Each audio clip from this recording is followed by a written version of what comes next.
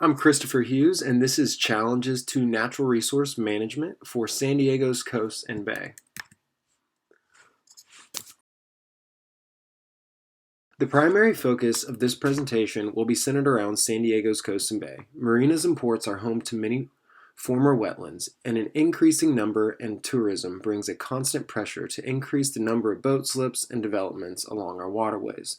Our region already has over 2.5 million people, with approximately 2 million more adjacent in Tijuana, Mexico. Our situation requires diverse governance and lateral communication. Current challenges and problems. Management and policy reform is needed because of the increasing pressure on our ecosystem is higher than it ever has been before. Also, we struggle to address toxic wastewater and runoff affecting our water quality. We also have mitigation needs, threatened and endangered wildlife, increased urbanization, and developments. What we know must be achieved. The ecosystem-based approach is a strategic, integrated, and forward-looking framework for all uses of the sea that takes account of economic, social, and environmental objectives and helps to achieve sustainable development. Coastal reserves and marine protected areas help protect threatened and endangered species from extinction, upon which some live endemically to this region. Continued communication to the public and private stakeholders is paramount to continue to maintain their habitats. Research ethics get better over time. The more we can gain from scientists and biologists, we gain a greater understanding of specific ecosystem functions, such as sand and gravel extraction from our coastal rivers, ensuring that we do these practices in the best ways possible. Wildlife conservation is paramount for San Diego's coast, as they support a wide array of biodiversity.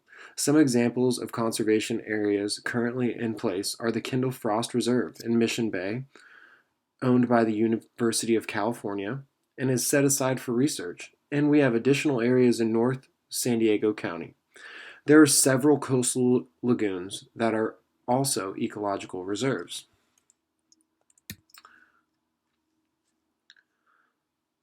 The ethical ramifications are the positive benefits or negative consequences of making situational choices. And normative ethics investigate the questions that arise regarding how one ought to act in a moral sense. Collectively, we must do what is good for mankind and the environment by showing integrity. These ethics help us make choices to right our wrongs and redeem our anthropogenic induced grievances that we have caused our surrounding environments. Currently, the Port of San Diego Prevention Ethics Program focuses on these three categories: fraud, abuse, and waste. Granted, the success of the Port of San Diego and California Coastal Commission have fallen short in their missions so far to ethically manage our water resources.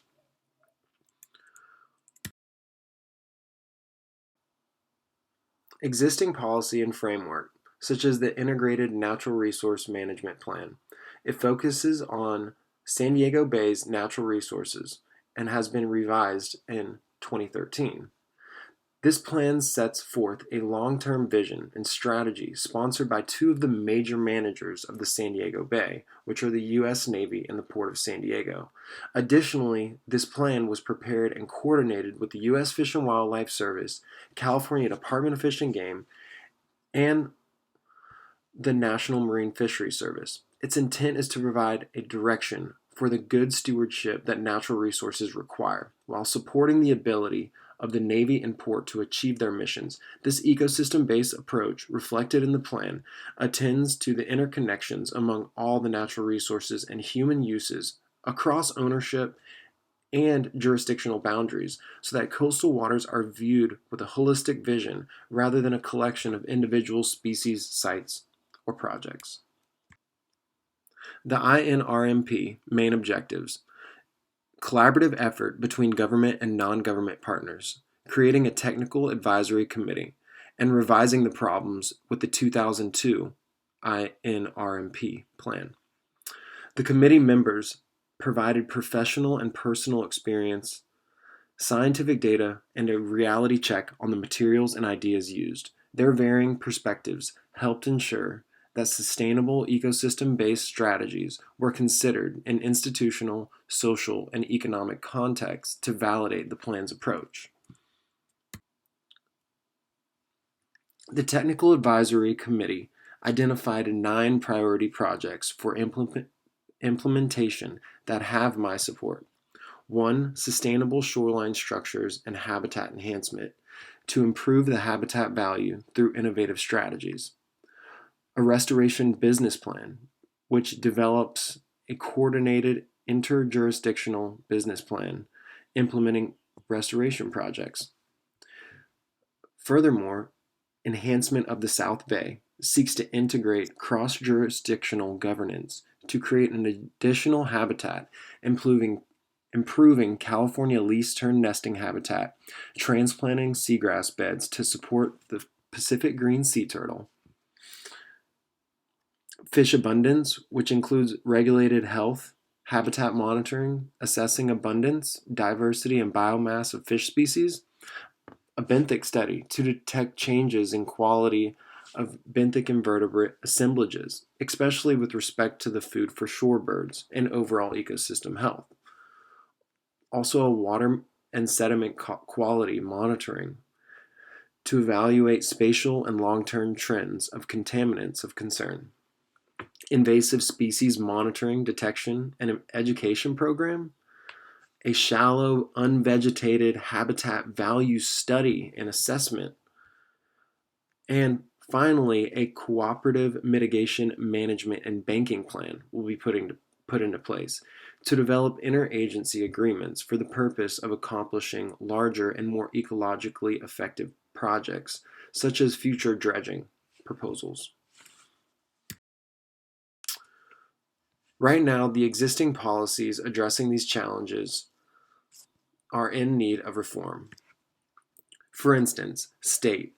In the future, San Diego's coastlines will need further amendments to the California Coastal Commission, which is committed to protecting and enhancing California's coast and ocean for present and future generations.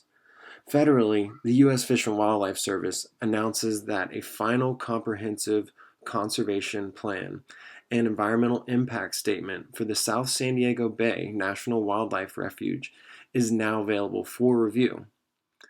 This final plan and EIS has been prepared in pursuant to the National Environmental Policy Act of 1969 and is designed to address the service's proposal for managing refuge units over the next 15 years. The coastal wetlands protected within these refuges annually provide essential foraging and resting habitat for tens of thousands of migratory shorebirds and wintering waterfowl along the Pacific Flyway.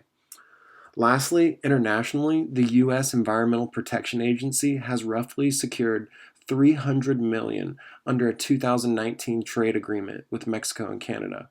Much more of the money appears to be slated for water quality projects along the border in San Diego. The future directions that I would like to suggest is that we focus on consequentialism. It is an ethical theory that we should aim to bringing about the best consequences through our actions, rules, or practices.